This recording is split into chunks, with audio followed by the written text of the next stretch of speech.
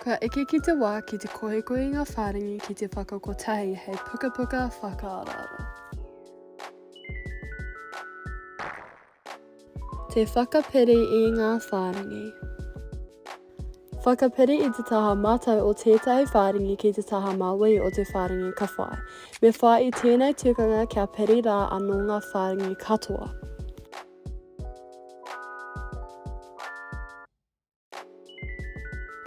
Me tika te takoto o ngā whārangi i mua i te whakapiri.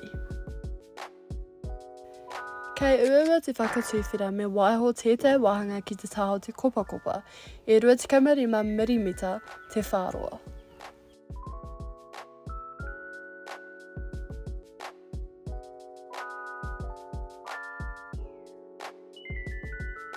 Waiho kia maroke. Te uhi. Whakatakotohia tētai pepa parauri nui, koinei hei uhi mō te pukapuka.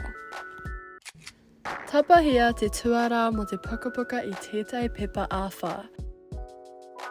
Whakatakotoria ngā pepa ā-waha e rua ki te pepa parauri, ko te tuara ki wānga nui. Whakapiri i te katoa me te tepa piri, waiho i tētai āpita whāti ki wānga nui i ngā pepa ā-waha e rua me te tuara.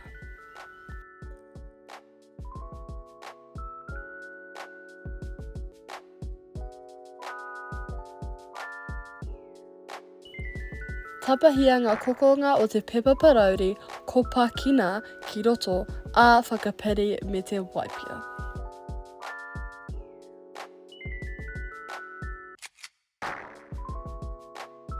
Waiho kia maroke.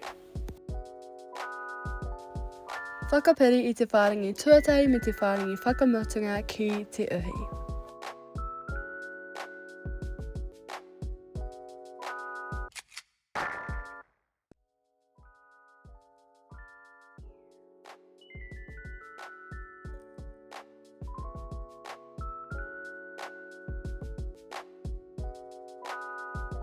Whakarake hia te uhi.